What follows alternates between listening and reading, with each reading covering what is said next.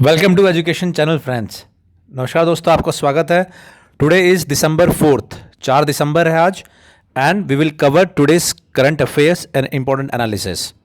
So the first news is regarding the vaccine, corona vaccines के related है। So we have talked a lot about this, इस पर काफ़ी हमने बात भी किया है। So the important news is कि जो ब्रिटेन है वहाँ पे फाइज़र बायोएनटेक जो वैक्सीन है उसको अप्रूवल मिल चुका है, and then they are starting their vaccination programme. जो वैक्सीनेशन प्रोग्राम है that is starting in Britain, UK में, यूनाइटेड किंगडम में ये शुरू हो रहा है। नाउ फाइज़र ने ये भी कहा है कि इंडिया में भी they will approach the Indian government for the approval in due course of time. कुछ समय के बाद में जब इंडिया में भी वो अपनी वैक्सीन को के अप्रूवल के लिए इनिशिएट करेंगे। एंड ये भी मैं आपको बता दूं कि जो फाइज़र की वैक्सीन है 95% एफिशिएंसी है, लेकिन उसकी रिक्वायरमेंट है मेंटेनेंस की जो ऑलमोस्ट -70 डिग्री सेल्सियस रिक्वायरमेंट है उसको स्टोर करना और ट्रांसपोर्ट करने का। So logistic will be a issue. और इंडिया के पास ऑलरेडी बाकी जो वैक्सीन्स हैं उनके ऑप्शंस हैं, बट स्टिल जितने ज़्यादा वैक्सीन्स के ऑप्शंस होंगे उतना सही रहेगा गवर्नमेंट के लिए। तो this is the important news. और बाकी इंडिया की जो एजेंसीज़ हैं, जो अप्रूवल अथॉरिटीज़ हैं, they will look into this matter. जब ये अप्लाई करेगी फाइज़र, तो जो इंडियन गवर्नमेंट है वो एमरजेंसी यूज़ ऑथराइजेशन के प्रोसीजर को फॉलो करेगी। और एमरजेंसी यूज़ ऑथराइजेशन वो प्रोसीजर है जहाँ पे कि एमरजेंसी में किसी भी वैक्सीन्स को अप्रूवल के लिए टेस्ट किया जाता है। So that will happen. और उसके अलावा भी इंडिया के पास बाकी भी वैक्सीन्स के ऑप्शंस हैं। So that's regarding the corona vaccine. Now this is regarding the farmer law. Farmer law में काफ़ी प्रोटेस्ट अभी भी चल रहा है। सो इसमें हमने काफ़ी बात किया हुआ है। Now what is update in this? इसमें अपडेट ये है कि गवर्नमेंट का स्टैंड अभी ये है कि government is not going to take back the act. किसान चाहते हैं कि कानून पूरी तरीके से वापस ले लिया जाए, लेकिन गवर्नमेंट ने बिल्कुल अपना स्टैंड एक तरीके से साफ किया है कि ये कानून जो एक्ट है वो वापस नहीं किए जाएंगे। उसमें बदलाव अमेंडमेंट्स किए जा सकते हैं। अमेंडमेंट्स किस तरीके के अमेंडमेंट्स हैं? तो अमेंडमेंट्स में ये कर सकते हैं कि जो प्रोविजंस हैं, जो ग्रेवेंस रिड्रेसल है, जिस तरीके से कॉन्ट्रैक्ट फार्मिंग जब शुरू होगी तो उसमें ये मजबूत करेंगे कि जो किसानों की ज़मीन है वो जो प्राइवेट फर्म्स है वो ना ले सके, उसके लिए प्रोविजंस को मजबूत करेंगे। और अगर डिस्प्यूट होता है तो अभी तक एसडीएम की कोर्ट में जा सकते थे, लेकिन अब आगे आने वाले दिनों में सिविल कोर्ट में भी इसको जाके उसको केस कर सकते हैं। ऐसा प्रोविज़न गवर्नमेंट अमेंडमेंट के थ्रू ला सकती है। और इस तरीके के ही अमेंडमेंट्स गवर्नमेंट इज़ प्रपोजिंग। लेकिन इस पूरे एक्ट को वापस कर लेना या एमएसपी के लिए एक अलग एक्ट ले आना, तो अभी तक के स्टैंड से तो ये नहीं है। अभी गवर्नमेंट का स्टैंड अभी नहीं लिया हुआ है। So that's one news. ना उसके अलावा ये है कि जो फॉर्मर पंजाब चीफ मिनिस्टर है प्रकाश सिंह बादल, उन्होंने पद्म विभूषण जो है उसको लौटाने की बात कही है। नाउ माय क्वेश्चन इज़ कि ये जो अवार्ड्स होते हैं, सिविलियन अवार्ड्स होते हैं, ये कौन कौन से ऐसे अवार्ड्स हैं जो कि अवार्ड किए जाते हैं? तो आप मुझे बताएंगे पद्म विभूषण के अलावा बाकी भी कुछ अवार्ड्स हैं, और हाईएस्ट जो सिविलियन अवार्ड है वो भी है। तो वो आपको पता भी होगा, तो आप कमेंट में लिखेंगे कि इस तरीके के कौन कौन से अवार्ड्स हैं और ये अवार्ड्स कैसे दिए जाते हैं, क्या इनका प्रोसीजर है, क्या कोई भी व्यक्ति ले सकता है ये अवार्ड, या इसके लिए कुछ क्राइटेरिया, अगर पद्म विभूषण है, पद्म भूषण है, तो कैसे कैटेगरी इनकी बनाई जाती है और किनके द्वारा ये दिया जाता है, क्या कोई कमेटी है, क्या है इस अवार्ड्स का, ये आप बताइए। और इस अवार्ड्स के तहत मिलता क्या है? क्या एक सिर्फ साइटेशन मिलता है या do you get some money also? तो ये जो सिविलियन अवार्ड्स हैं ये आप इस पर स्टडी करके आप कमेंट्स में ज़रूर लिखिए। This is very important. Okay, now that's regarding the farmers law. Now this is the news regarding Tamil Nadu. Tamil Nadu मैंने आपको बताया था कि अभी थोड़े दिन पहले ही जो एक तरीके से अलायंस हुआ था AIDMK पार्टी है और करंट रूलिंग पार्टी बीजेपी के बीच में नेक्स्ट जो असेंबली इलेक्शंस हैं उसके लिए। ना उसमें रजनीकांत जो एक्टर है उनकी भी अपनी पार्टी जो है वो लॉन्च करने जा रहे हैं। इंपॉर्टेंट क्या है, वो जनवरी 2021 में he will launch a political party. और उनकी पार्टी का जो मेन मुद्दा होगा वो होगा honesty, no corruption and free of caste and religious bias. So इस तरीके से काफ़ी जो सुपरस्टार्स हैं उनकी पार्टी स्टार्ट करने का प्रचलन रहा है साउथ में खासकर। तो आप मुझे बताइए कि और ऐसे कौन से सुपरस्टार्स हैं जो कि पॉलिटिकल पार्टीज़ के साथ एसोसिएट रहे हैं, एसोसिएट एज इन जो उसके एक तरीके से फाउंडर रहे हो या इम्पोर्टेंट मेंबर्स रहे हों, और साउथ में ये काफ़ी ज़्यादा है इस तरीके के। तो आप उसको बताइए कि इस तरीके के जो पॉलिटिकल स्टार्स हैं वो कौन से हैं। मैं आपको बता दूं कि अमिताभ बच्चन जो हिंदी सिनेमा के जो सुपरस्टार रहे हैं, वो भी पार्लियामेंट का इलेक्शन लड़ चुके हैं, एमपी रह चुके हैं, मेंबर ऑफ पार्लियामेंट वो रह चुके हैं उत्तर प्रदेश से। तो आप इसी तरीके से ये भी एक इंटरेस्टिंग फिनोमिना है कि पॉलिटिक्स में इस तरीके के स्टार्स जो मेजर जो रोल प्ले करते हैं, या तो पार्टी लॉन्च करते हैं या फिर चीफ मिनिस्टर बने हो या काफ़ी इंपॉर्टेंट पोजीशंस होल्ड किया हो, तो ऐसे जो स्टार्स हैं उनका आप नाम बताएंगे और कौन सी पार्टी से एफिलिएटेड रहे। ओके क्योंकि ये क्वेश्चन आएगा, क्योंकि अगर रजनीकांत अगर सुपरस्टार एक इनिंग खेल के फिल्मों में अगर वो पार्टीज स्टार्ट कर रहे हैं, तो ये चीज़ कहीं ना कहीं पूछा जा सकता है कि क्या प्रोस एंड कॉन्स हैं। अगर ये सुपरस्टार आगे पार्टीज़ अगर लॉन्च करते हैं तो हमारे व्यू पॉइंट को पूछा जा सकता है कि उनके आने से क्या फ़ायदा है, और क्या ये सही है कि स्टारडम को अपने पॉलिटिकल पर्पस के लिए यूज़ करो, और अगर यूज़ करते हैं तो किस तरीके का गवर्नेंस और एडमिनिस्ट्रेशन अगर वो प्रोवाइड कर सकते हैं। So for that we should know a certain background. तो जब आप ये रिसर्च करेंगे कि कौन कौन से ऐसे स्टार रहे हैं, तो आपको खुद ही आइडिया लगेगा किस तरीके का उनका एडमिनिस्ट्रेशन रहा है। एंड ये कंट्री के लिए भी बहुत इंपॉर्टेंट है। अगर इस तरीके के लोगों से अगर फ़र्क पड़ता है पॉलिटिक्स में, देन ऐसे लोगों को ज़रूर आना चाहिए। तो आप उसको बताइएगा। Now will move to editorial article analysis. So first article is regarding the corona vaccine and schooling, कि किस तरीके से स्कूल्स खुलने चाहिए और कोरोना वैक्सीन्स के बाद में आने पे या अगर उसका खतरा कम होने पे, एंड किस तरीके से एग्ज़ाम्स कंडक्ट होने चाहिए। सो ये बेसिक है, इसको हम इतना डिटेल में कवर नहीं करेंगे। So it's basically talking about 10th-12th का एग्ज़ाम कैसे होना चाहिए etcetera, not much of use for our paper. Now this is important, this is regarding international relation, और ये ईरान से रिलेटेड है, ईरान और अमेरिका से। सो इसके बारे में हमने पहले भी बात किया है, कल भी मैंने बताया था आपको। तो इसमें यह है, मैंने आपको बताया था कि एक न्यूक्लियर डील हुआ था अमेरिका और ईरान के बीच में 2015 में, जब बराक ओबामा प्रेसिडेंट थे और जो बाइडन वाइस प्रेसिडेंट थे। ये चीज़ हो गई।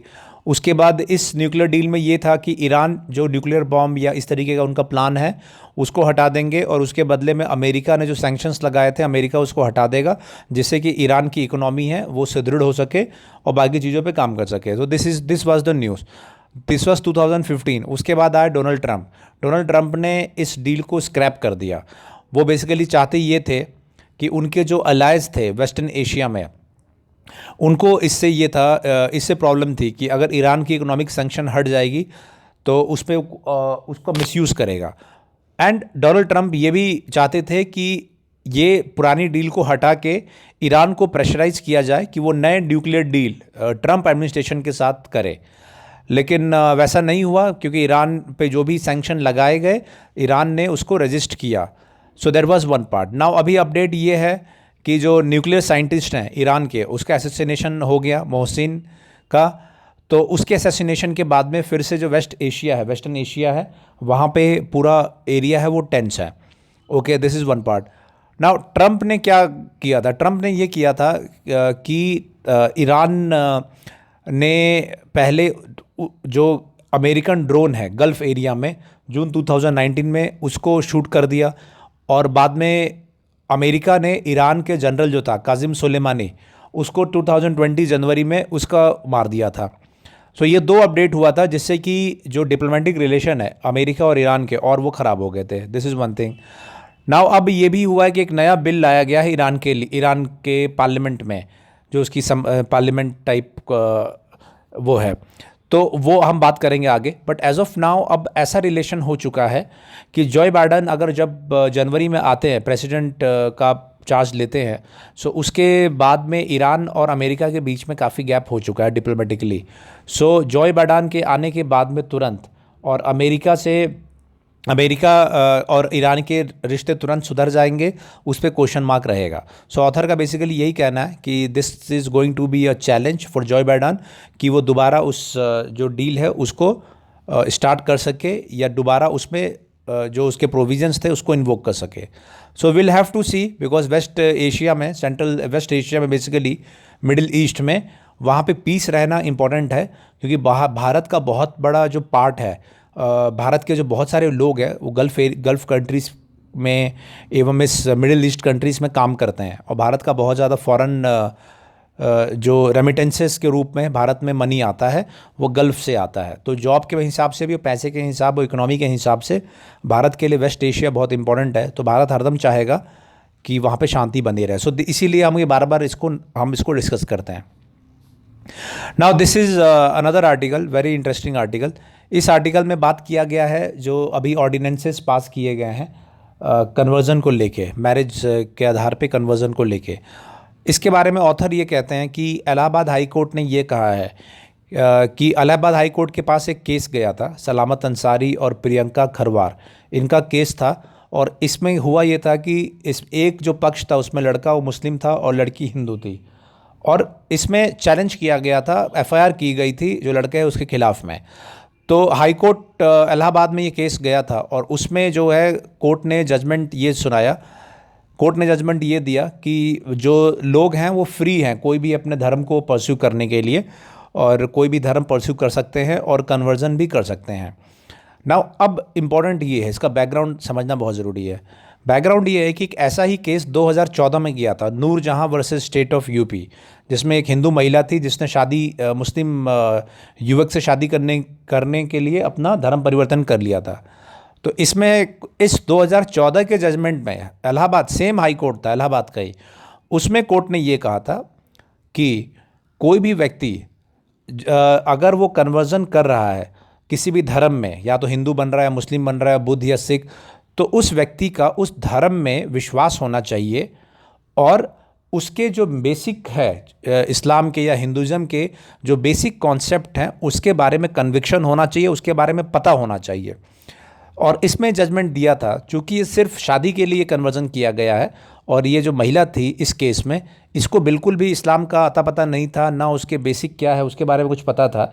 तो उस कन्वर्जन को कोर्ट ने गलत ठहराया था। ये 2014 का केस था। मैंने केस हाईलाइट कर दिया, Noorjahan versus state of UP, कि अगर आप कोई धर्म अगर आप अपना रहे हैं और उसके मेन प्रिंसिपल्स के बारे में आपको जानकारी नहीं है, आपको कन्विक्शन नहीं है, ना आपको उसमें कोई इंटरेस्ट है, ना आप उसको दिल से मान रहे हैं, तो सिर्फ शादी करने के लिए, उसका फ़ायदा उठाने के लिए अगर आप कन्वर्जन करते हैं या धर्म परिवर्तन करते हैं तो वो अमान्य है। तो ये आपको समझ में आ गया basically.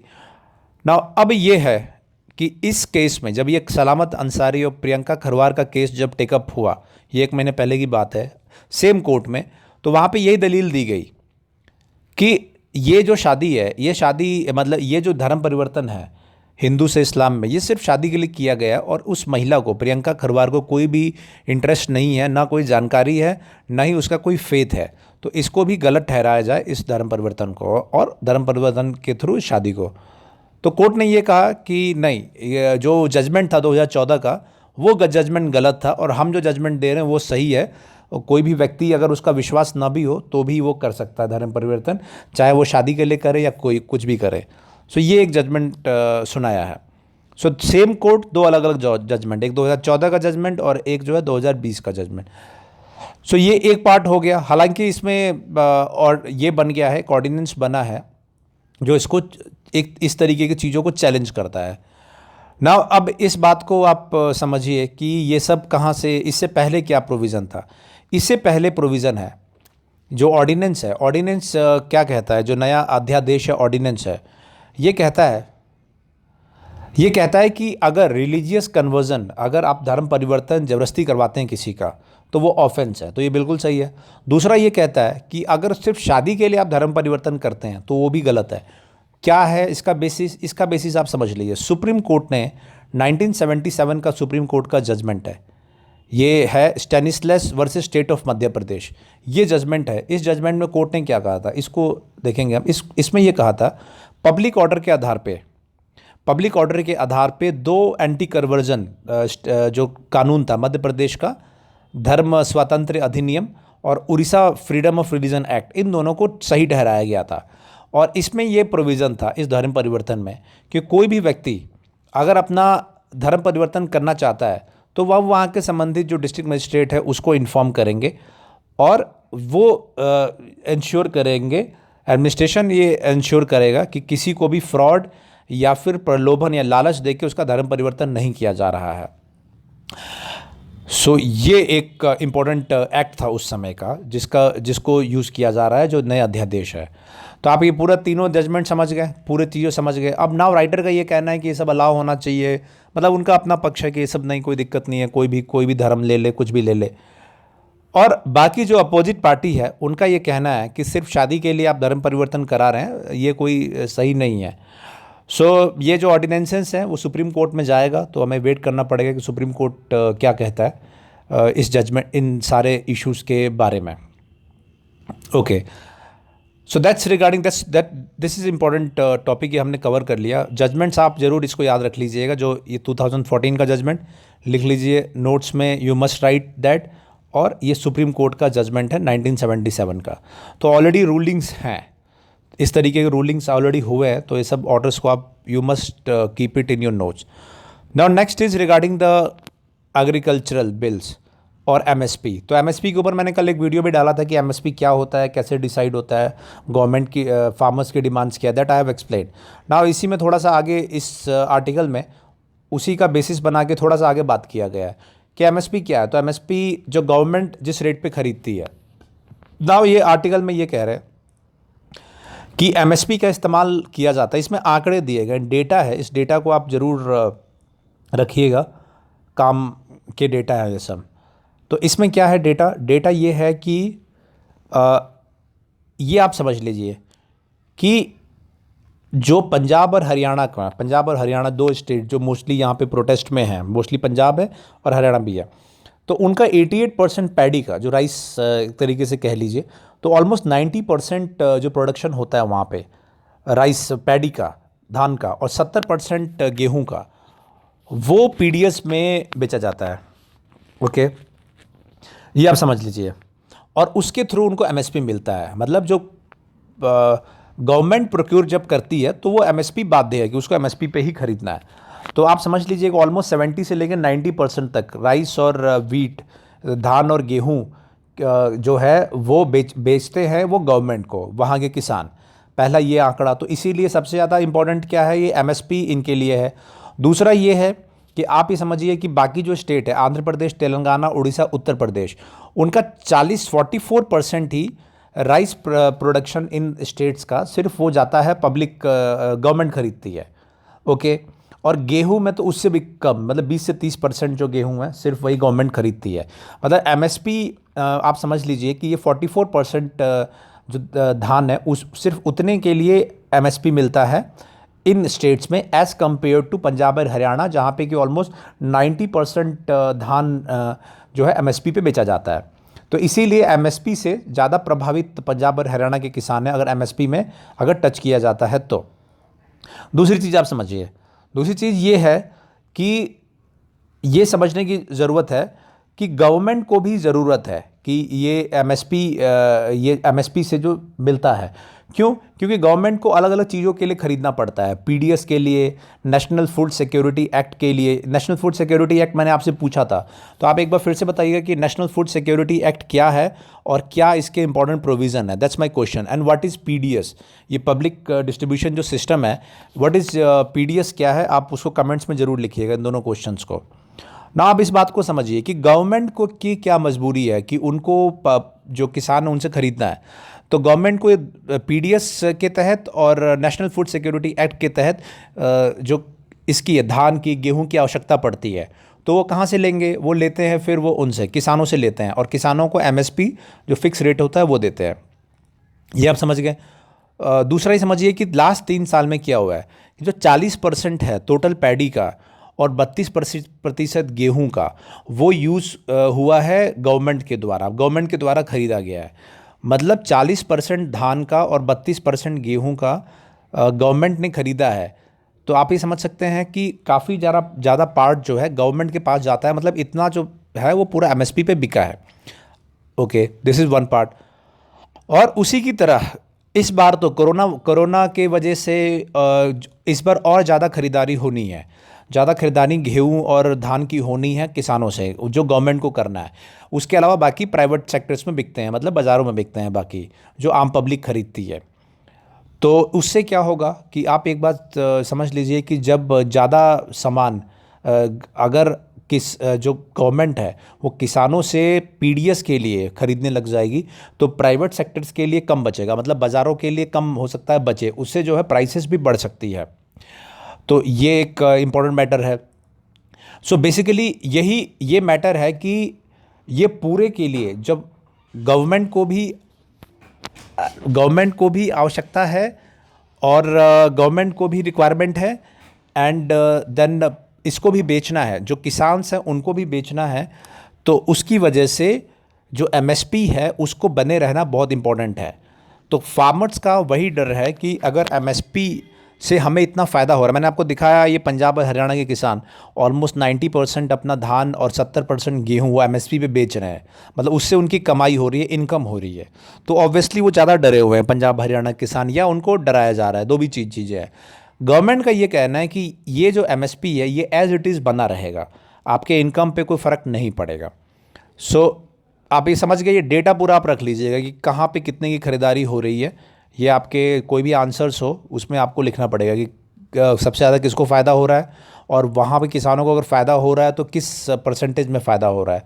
So that's I have explained you कि क्यों इतना पंजाब हरियाणा में ही ये है, और उसका कारण ये है कि सब वहाँ का धान और गेहूँ, मैक्सिमम धान और गेहूँ सरकार एमएसपी पे बेचा जा रहा है, और मैक्सिमम फ़ायदा उनको मिल रहा है, इसीलिए एमएसपी के लिए वो डरे हुए हैं। Okay okay, so that's okay. Now we'll move to next news. Next our okay, now this is regarding the Brahmaputra river.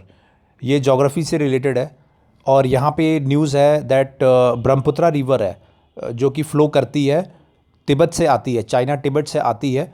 उसके ऊपर जो चाइना है it's planning to build bridges, मतलब वो बनाना चाहते हैं, डैम बनाना चाहते हैं, सॉरी डैम वगैरह ये बनाना चाहते हैं। और इससे पहले भी उन्होंने डैम बनाए हुए हैं, और इस रिवर को, ये याद रहे आपको, यारलुंग जांगबो नाम से बोलते हैं, और अरुणाचल प्रदेश में फ़्लो करता है, तिब्बत से it comes to Arunachal Pradesh. China उस पर डैम बना के, इंडिया को इससे ये डर है कि जब वो डैम बनाएगा उन पे तो पानी कितना भारत को मिलेगा। लोअर रिपेरियन स्टेट है भारत, तो भारत को और बांग्लादेश दोनों को ये डर रहेगा कि कितना पानी भारत के पास और बांग्लादेश के पास आएगा अगर उस पर डैम बन जाएगा। तो obviously dam is a mechanism जहाँ पे कि पानी को आप रोक सकते हो, स्टोर कर सकते हो। So what India has set कि India is engaging with China, China के साथ इंगेज कर रहा है। 2006 का एक्सपर्ट लेवल मैकेनिज्म है, और डिप्लोमेटिक चैनल के through it's engaging with China, so that इसमें भारत का जो इंटरेस्ट है that should be hurt. Now my question is कि अगर ऐसा डिस्प्यूट होता है तो ये इसका मैकेनिज़्म क्या है, कहाँ पे इसको चैलेंज किया जा सकता है, किस तरीके का मैकेनिज़्म बनाया जा सकता है। एक मैकेनिज़्म इंडिया और पाकिस्तान के बीच में है, तो आप वो लिखिएगा कि इस तरीके का जो सिंधु इंडस नदी है इंडिया पाकिस्तान के बीच में, इंडस जो है, आप पहले बताइए कि इंडस जो है वो कहाँ से निकल के कहाँ की तरफ फ्लो करती है, और उसकी क्या कौन कौन से ट्रिब्यूटरीज है या कौन कौन सी नदियाँ उसमें जुड़ती है, आप इसको ध्यान से समझिए। तो उसके लिए भारत और पाकिस्तान के बीच में इस तरीके की जो डिस्प्यूट्स है उसको सॉल्व करने के लिए क्या मैकेनिज़्म है इंडस रिवर के वाटर के डिस्प्यूट्स को लेके, और वो जो मैकेनिज़्म है क्या वो मैकेनिज़्म इस पे यूज़ हो सकता है, ब्रह्मपुत्रा रिवर के पानी के बंटवारे को लेके क्या वो मैकेनिज़्म यूज़ हो सकता है, पहली चीज़। और दूसरी चीज़ ये है, तो वो तो हो गया पूरा भारत पाकिस्तान का इशू, वही बहुत इंपॉर्टेंट इशू है, बहुत ही इंपॉर्टेंट है। जब भी वार होता है तो वो इशू निकल के आता है बार बार, वार या वार टाइप सिचुएशन आता है या पुलवामा टाइप का अटैक्स आता है, तो बार बार उस पर वो उस इंडस रिवर का जो मैकेनिज़्म है वो उसकी बात होती है। तो आप उसको पढ़िए और लिखिए कमेंट में क्या मैकेनिज़्म है वो। एंड दूसरी चीज़ ये है कि ब्रह्मपुत्रा रिवर पे डैम बनने से भारत को और क्या क्या नुकसान हो सकते हैं, क्या दिक्कतें आ सकती है अगर बहुत बड़े बड़े डैम बन रहे हैं तो। So that this 2 points are very important, geography का बहुत इंपॉर्टेंट क्वेश्चंस हैं, तो आप उसको लिखिए। और थोड़ा ज्योग्राफी की अगर आपने पढ़ाई की होगी एनसीईआरटी, तो आप उसको आंसर कर सकते हैं कि किस तरीके से क्या प्रॉब्लम्स क्रिएट हो सकती है। तो थोड़ा सा माइंड लगा के आप इन क्वेश्चंस को आंसर करिए। Okay, now this is short question type. P-81 long range recce aircraft है। सो इसको डिप्लॉय किया गया है, कहाँ पे डिप्लॉय किया गया है? इंडियन नेवी ने इसको डिप्लॉय किया है, और इंडियन नेवी ने इसको डिप्लॉय किया गया है। Okay, so this name you should remember, ये आप नेम याद रखिएगा। और इसको P-81 को नॉर्थन बॉर्डर पे इस्तेमाल किया गया था पहले भी, जब डोकलाम आया था। तो एक तरीके से अनआर्म्ड एरियल व्हीकल्स है which is used for this thing, for ये हेरॉन नाम याद रखिएगा, UAV heron. This is also being used, ये अलग अलग जो एजेंसीज़ हैं भारत की जो उनके द्वारा यूज़ किया जा रहा है। तो that should be in your memory और एंड इन योर नोट्स, आपके नोट्स में ये होना चाहिए नाम ये। Now this is very interesting, ये बहुत इंपॉर्टेंट है। यहाँ पे यूनाइटेड नेशन में भारत ने ये कहा है कि जब भी बात आती है रिलीजन्स की, तो यूनाइटेड नेशंस ओनली जो अब्राहमिक रिलीजन है, जुडाइज़म, क्रिश्चियनिटी और इस्लाम, उन्हीं से रिलेटेड जो अगर कोई कंटेंट है उसके बारे में बात करते हैं। तो भारत ने इस बार इसको प्रोटेस्ट किया है और भारत ने कहा है कि ये जो रिलीजन्स हैं, बुद्धिज़्म, हिंदुइज़्म और सिखिज़्म, इनसे रिलेटेड भी जो कंटेंट है वो भी आना चाहिए। मामला था कि बात की गई थी एंटी क्रिश्चियन, इस्लामोफोबिया, एंटी सेमिटिज़म, इनके बारे में बात किया गया था। तो भारत ने भी ये कहा कि अगर क्रिश्चियंस के खिलाफ अगर आप बात कर रहे हैं, क्रिश्चियन के खिलाफ अगर कोई अटैक हो रहा है, वायलेंस हो रहा है, तो आप उसको क्रिटिसाइज़ कर रहे हैं, इस्लामोफोबिया पे आप कमेंट कर रहे हैं, तो आप वायलेंस हो रहा है जो हिंदुओं के खिलाफ वायलेंस होता है, सिखों के खिलाफ, बुद्धिज़्म के खिलाफ जो वायलेंस होता है, तो वो भी यूनाइटेड नेशन में आना चाहिए। ओके, ये बहुत इंपॉर्टेंट है। सो ये भारत ने ये डाला है, भारत ने बात कही है इसकी। सो this is very very important development. Now Bharat ने इसका एग्जांपल भी दिया है, भारत ने एग्जांपल दिया है कि बामियान बुद्धा, इसको तोड़ा गया था अफगानिस्तान में, टेररिस्ट बॉम्बिंग हुई थी। फिर टेररिस्ट बॉम्बिंग हुई थी सिख गुरुद्वारा की हुई थी अफगानिस्तान में, जिसमें कि 25 सिख जो है वो मारे गए थे, और हिंदू और बुद्धिस्ट टेम्पल तोड़े गए थे अफगानिस्तान पाकिस्तान एरियाज़ में। तो ये एक तरीके से वायलेंस था इन रिलीजन के ऊपर। तो इन रिलीजन्स के खिलाफ जो वायलेंस हो रहा है उसके बारे में भी बात करना चाहिए। तो this is very very important thing. ये कहाँ पे बात हुई है? ये बात हुई है culture of peace session organise किया गया था यूनाइटेड नेशन जनरल असेंबली में, वहाँ पे इंडिया ने ये बात रखी है।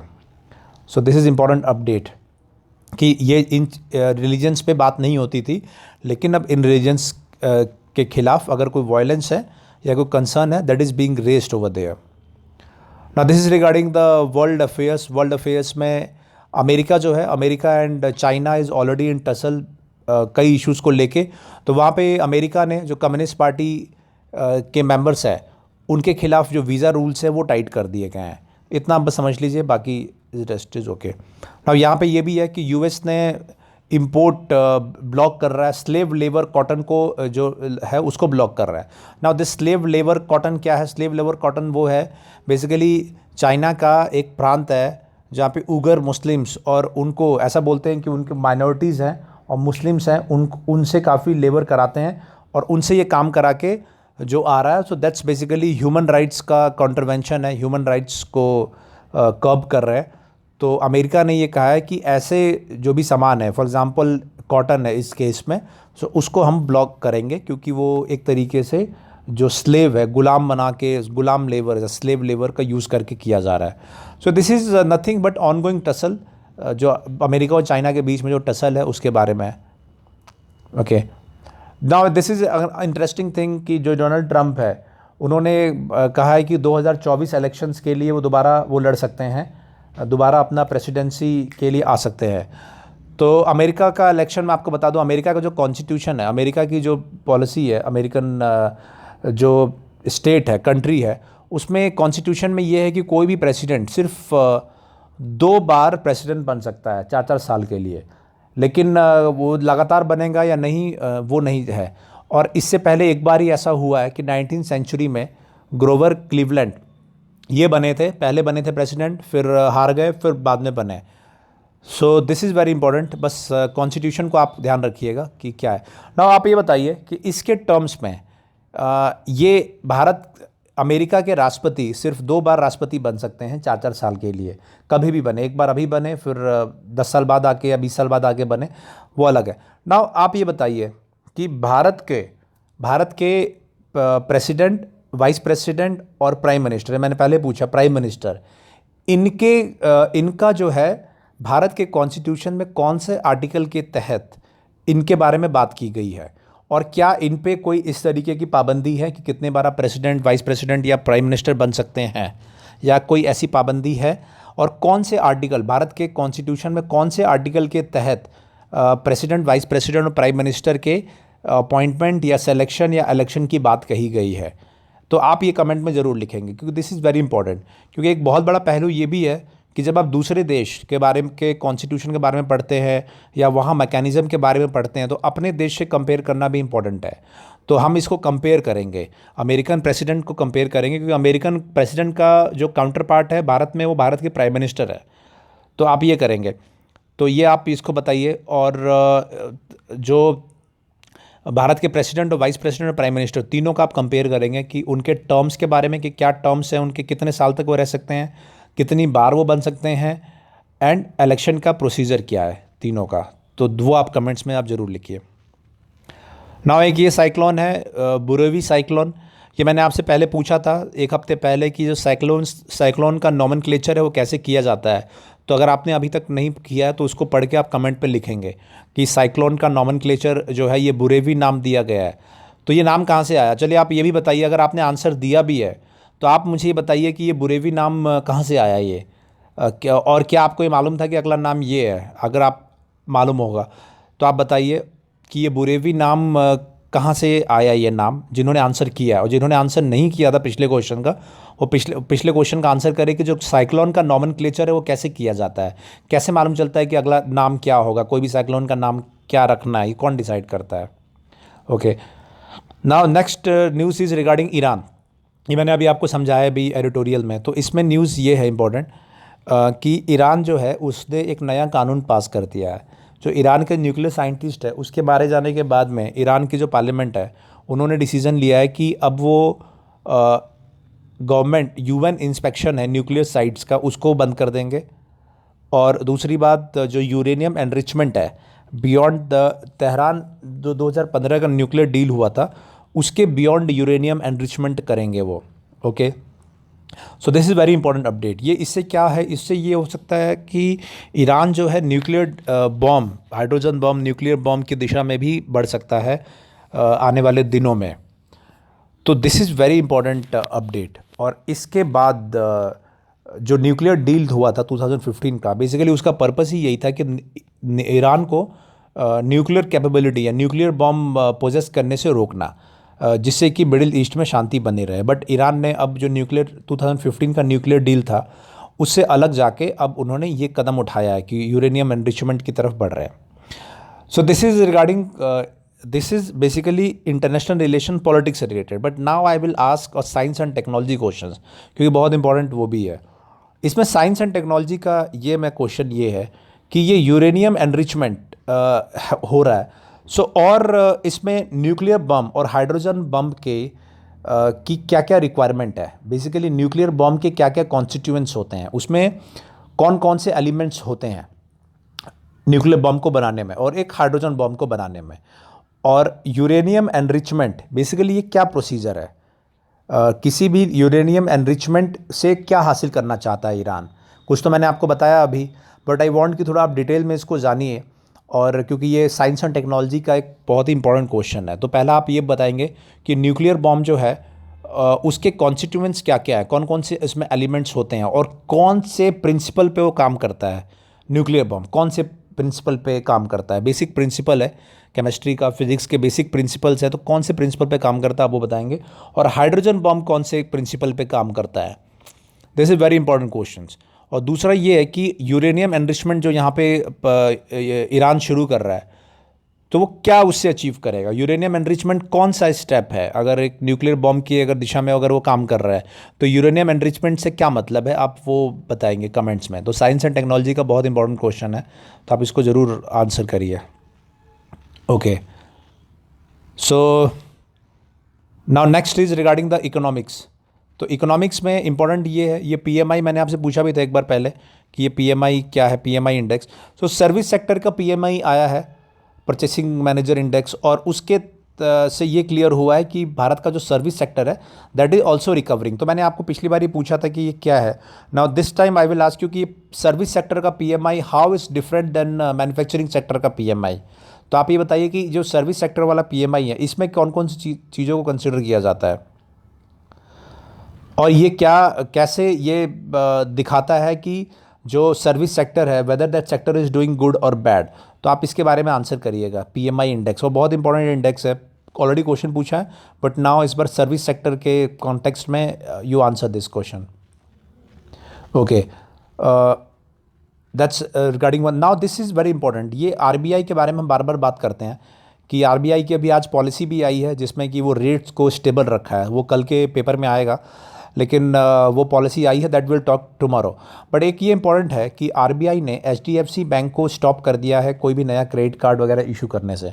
ये क्यों किया है? क्योंकि जो एचडीएफसी बैंक का जो बेसिकली आईटी इंफ्रास्ट्रक्चर है उसमें ग्लिचेस आ रहे हैं, वो उसमें पावर डाउन हो जा रहा है और कई बार जो ट्रांजैक्शंस हैं वो रुक जा रहे हैं, ग्लिचेस आ रहे हैं आईटी सॉफ्टवेयर में। तो एचडीएफसी ने कहा है कि वो जो अपना आईटी इंफ्रास्ट्रक्चर है उसको और इम्प्रूव करने जा रहे हैं। Now this is very important question कि अगर आरबीआई जो है it plays a very important role. अगर एचडीएफसी बैंक अगर अपना सॉफ्टवेयर अगर वो सही नहीं कर रहे हैं और बैकएंड में उनके आईटी इंफ्रास्ट्रक्चर में प्रॉब्लम है, then RBI has to step in. Now my question जो आज का बहुत इंपॉर्टेंट क्वेश्चन रहेगा वो रिजर्व बैंक ऑफ इंडिया पे है। आरबीआई के बारे में हम लगातार बात करते रहते हैं, बार बार न्यूज़ में आता है। तो आज हम ये करेंगे कि आरबीआई के बारे में आप थोड़ा स्टडी करिए कि आरबीआई का बेसिकली इसका सेटअप क्या हुआ, कब हुआ था, कब ये आया बना था आरबीआई, और क्या इसका मेजर प्रिंसिपल्स हैं।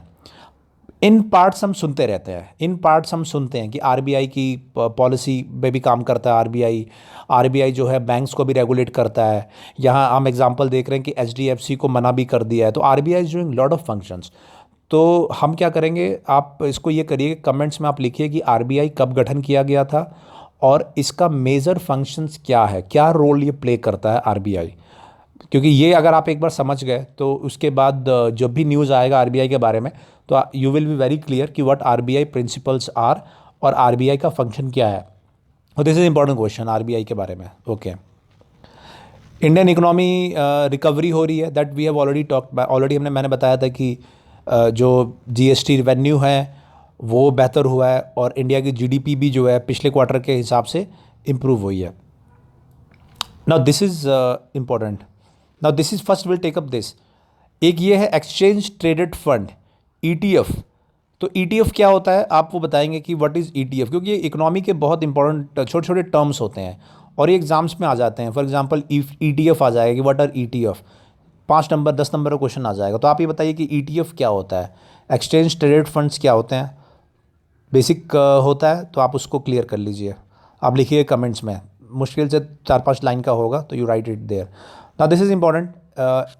ये है इंडियाज़ रिचेस्ट वुमेन के बारे में एक लिस्ट है। ये लिस्ट जारी की गई है, कोटक वेल्थ हुरुन लिस्ट ने जारी किया है। एचसीएल की जो चेयरपर्सन है रोशनी नादर मल्होत्रा, बेसिकली शिव नादर एचसीएल के ओनर थे या फाउंडर थे, उनकी बेटी हैं ये रोशनी नादर। वो इंडिया की रिचेस्ट वुमेन है जिसका 54,850 करोड़ जिसका नेटवर्थ है। और दूसरी कौन है, बायोकॉन की किरण मजुमदार शाह, जो इनका 36,600 करोड़ का वो है। और तीसरी है लीना गांधी तिवारी, ये है फार्मास्यूटिकल कंपनी है यूएसबी, इनकी 21,000 करोड़ जो है वो है। सो दिस इज़ इंटरेस्टिंग लिस्ट। कई जगह आप इसका इस्तेमाल कर सकते हैं, मैक्सिमम जगह पे। एक तो शॉर्ट क्वेश्चंस के लिए आप you can use this, and apart from that you can use for women empowerment और एसेट्रा जहाँ पे भी वुमेन इशू हो, you can always use this. You can use them as an example कि how they are growing and how the women are doing good और कैसे वो business बढ़ा रहे हैं। So this is one example of women empowerment में आप उसको इस्तेमाल करें। Okay, rest is sports में nothing new, cricket series is going on, we all know, so that's all for today's current affairs and analysis। जो questions पूछे हैं आप उसका आंसर ज़रूर लिखिए, शॉर्ट में लिखिए लेकिन लिखिए ज़रूर, उसको रिसर्च करिए and right it in the answer in the comments. और बाकी जो मैंने आपको बता रखा है कि कभी भी आए तो आप उसको मैप में ज़रूर देखिए। सो ईरान न्यूज़ में है, चाइना न्यूज़ में है, Sri Lanka is in news because of this cyclone Burevi. तो आप उसको एक बार ज़रूर देखिए कि श्रीलंका का मैप एक बार ज़रूर देखिए कि कहाँ से ये ओशियन कहाँ कहाँ पे है उसके आसपास। सो कभी भी कोई भी कंट्री अगर न्यूज़ में है तो immediately you look into the map. जब भी आप सेशन ख़त्म करें तो you look into the map so that आपके आसपास के एरियाज़ क्लियर हो जाए। तो आप ईरान एक बार देखेंगे, ईरान और मिडिल ईस्ट के एरियाज़ कि कहाँ कहाँ पे है और कौन कौन सी उनकी कैपिटल्स है। So okay, so that's all for today current affairs and analysis.